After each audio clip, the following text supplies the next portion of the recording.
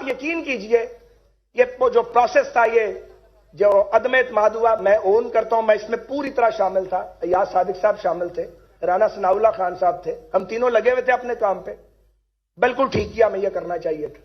لیکن جب کیبنٹ بن رہی تھی میں نے شہباز صاحب کی منت کی، میں نے کہا مجھے وزیر نہ بنائیں، پوچھ لیں اب شہباز صاحب سے۔ لیکن وہ انہوں نے کہا کہ تم لوگوں نے مجھے آگے کیا، اب تم لوگ کہتے ہو کہ تم نے ساتھ کھڑے نہیں ہونا، جواب کوئی نہیں تھا۔ یقین کریں کوئی دلچسپی نہیں ہے اقتدار کے اندر رہ گئی، اسمبلی کے الیکشن کے اندر وہ والی دلچسپی نہیں رہ گئی ہے۔ کروڑوں روپے لگا کے آپ اسمبلیوں میں آئے، یہ جمہوریت ہے؟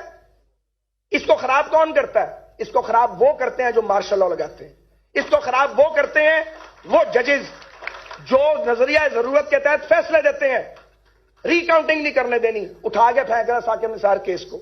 تم ہو کون؟ تم کیسے انصاف نہیں دو گے؟ نہیں دیا انصاف۔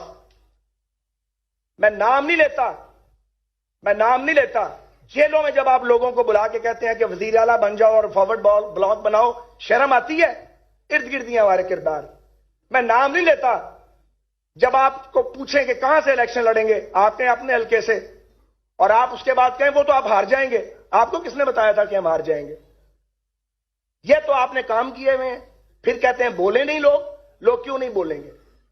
اس ملک کا مستقبل نہیں ہو سکتا، بڑے بازوں کا کام ہی نہیں ہے یہ۔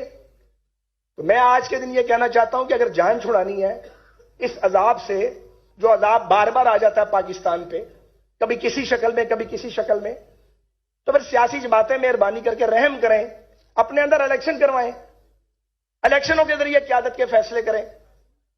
ایک لیڈر جو ہے، کوئی ایک لیڈر جس کے پیچھے لوگ چلتے ہیں، وہ کیسے عقل کل ہو سکتا ہے؟ مجھے بتائیں، کیسے عقل کل ہو سکتا ہے؟ غلط فیصلے کرتے ہیں ہم ٹکٹوں کے، کوئی نظام ہی نہیں ہے سیاست میں، نیچے سے ریکمنڈیشن ہی نہیں آتی ہے، وہ ویسے ہی ایم پی ایم این اے آ جاتے ہیں، وہ آ کے ٹامک ٹوئیاں مارتے ہیں، مشکل